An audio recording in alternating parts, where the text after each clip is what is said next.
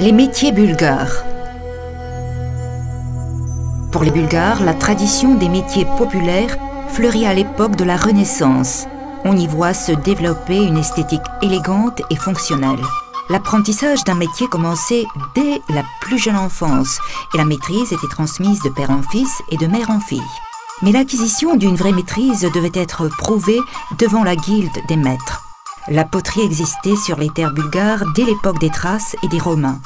Les jarres, les cruches, les pots et les marmites sont un véritable miracle en argile. Ils ont une forme à la fois simple et parfaite, imitant les créations de la nature. Cet ancien métier est transformé en un art élégant dans lequel se mélangent de nombreux styles d'époques différentes. Les ornements et les récipients sont gravés et dessinés en couleurs ou bien appliqués sous forme de figures additives.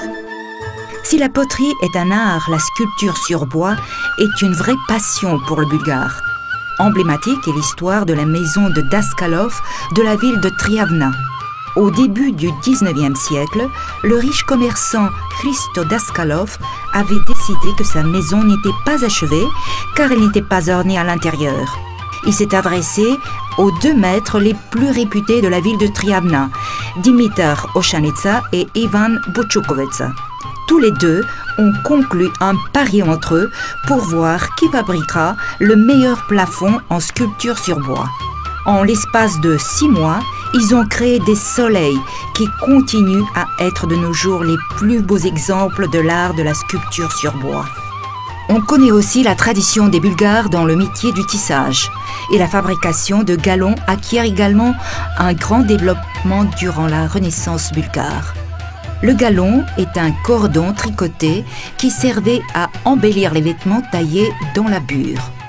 Au début, ce sont les femmes qui faisaient sa fabrication à la maison.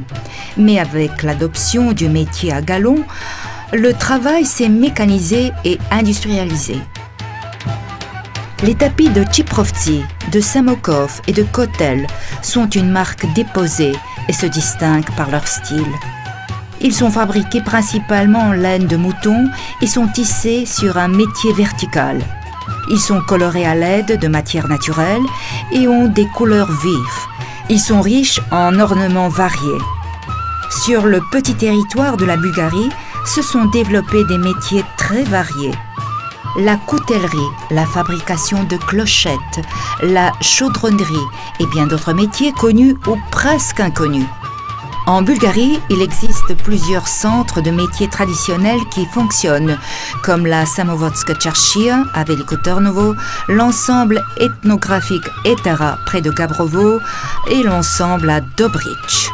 Tous les métiers bulgares sont une expression de l'esprit du peuple et du désir des artisans de créer de la beauté et d'atteindre la perfection des qualités innées de la nation bulgare. À part un souvenir agréable de l'époque où les métiers constituaient une partie inséparable de la vie quotidienne, aujourd'hui, ils sont un passage incontournable pour tout visiteur de la Bulgarie.